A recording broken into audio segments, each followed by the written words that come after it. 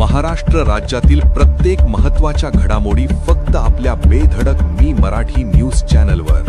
महाराष्ट्राचा बुलंद आवाज.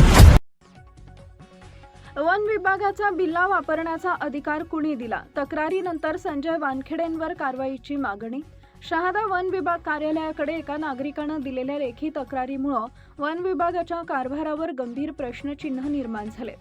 मानव वन्यजीव रक्षक म्हणून कार्यरत असलेल्या संजय नाना वानखेडे यांच्याकडून वन विभागाचा MFD अधिकृत बिल्ल्याचा अनधिकृत वापर तसेच तो बिल्ला वाहनावर लावून फिरत असल्याचा आरोप तक्रारीत करण्यात आला आहे.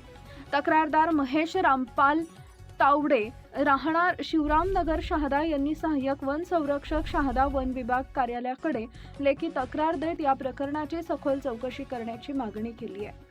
तक्रारीनुसार मानव वन्यजीव रक्षक हे मानद स्वरूपाचे पद असून संबंधित व्यक्ती नियमित शासकीय कर्मचारी नसतात.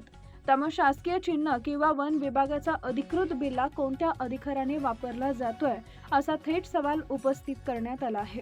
तक्रारीत पुढे भारतीय न्याय संहितेतील बियाणे संबंधित तरतुदींचा उल्लेख करत शासकीय कर्मचाऱ्याची तोतयागिरी किंवा शासकीय चिन्हाचा गैरवापर झाल्यास त्याची गंभीर दखल घेण्याची मागणी करण्यात आली आहे. बिल्ला कोणाच्या परवानगीनं? चौकशीची मागणी. वन विभागाच्या अधिकृत बिल्ल्याचा वापर करण्यासाठी संबंधित व्यक्तीला कोणाची परवानगी देण्यात आली? वाहनावर हा बिल्ला लावण्यास कोणाची मंजुरी होती? तसेच या प्रकारामुळे नागरिकांमध्ये वन विभागाच्या अधिकृत कर्मचाऱ्यांबाबत गैरसमज निर्माण होत आहेत का याची चौकशी करण्याची मागणी तक्रारदाराने केली आहे.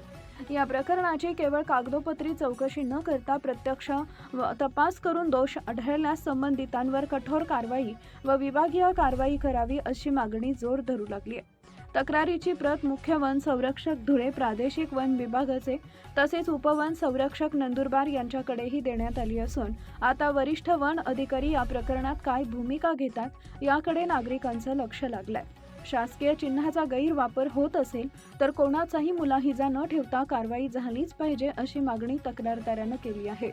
बेधडक मी मराठी न्यूजसाठी सुमित गिरासे, शहादा.